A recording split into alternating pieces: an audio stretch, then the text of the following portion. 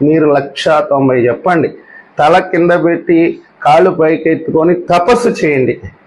కూటమి ప్రభుత్వం మొత్తం కలిసి 24 గంటలు కష్టపడండి ఆంధ్రప్రదేశ్ అభివృద్ధి కోసం. ఇవన్నీ కూడా బూడిదలో పోసిన పన్నీరే, అంతే.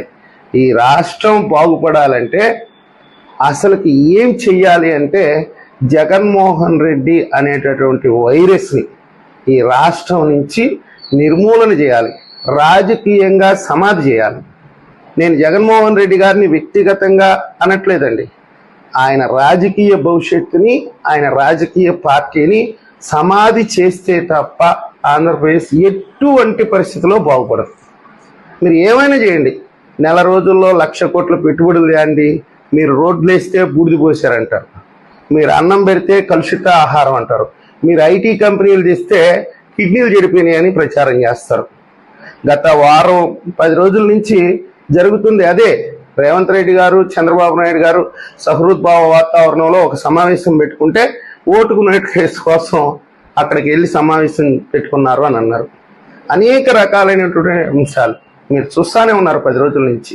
వీళ్ళు ఎలాంటి వాళ్ళంటే, నేను ఒక వీడియో చేశాను, ఆయన ఎవరో పనిమంతుడో ఎవరో, వాడి తాతలు వీళ్ళంతా కూడా. వాడు బిడ్డకి తండ్రికి మధ్య అక్రమ సంబంధాన్ని అంటగట్టడానికి ప్రయత్నిస్తే వీళ్ళు అసలు తల్లికి బిడ్డకి అంటే వీళ్ళు ఒక దుర్మార్గులను తయారు చేస్తారు, ఒక ఉన్మాదులను తయారు చేస్తారు వైఎస్ఆర్సీపీ వాళ్ళు. ప్రపంచవ్యాప్తంగా ఈరోజు ఉగ్రవాదం మీద ఉక్కుపాదం మోపుతున్నారు. కానీ దాన్ని ఎంత నిర్మూలించడానికి ప్రయత్నించినా కానీ వాళ్ళు పెట్టలేకపోతున్నారు. అలాగే ఆంధ్రప్రదేశ్ భవిష్యత్తు కోసం మీరు జగన్మోహన్ రెడ్డి గారిని ఎంత తొక్కడానికి ప్రయత్నిస్తే ఆయన ఉగ్రవాదం అనేది అంత విచ్చలవిడిగా పెట్టలేకపోతారనమాట. కాబట్టి మూలాలతో సహా పీకి పెకలించేయాలి. నేను కేసులు పెట్టమనో, అరెస్ట్ చేయమనో, లేకపోతే ఆయన శారీరకంగా ఇబ్బంది పెట్టమనో నేను అనలేదండి. బాగా పాయింట్ అర్థం చేసుకోండి.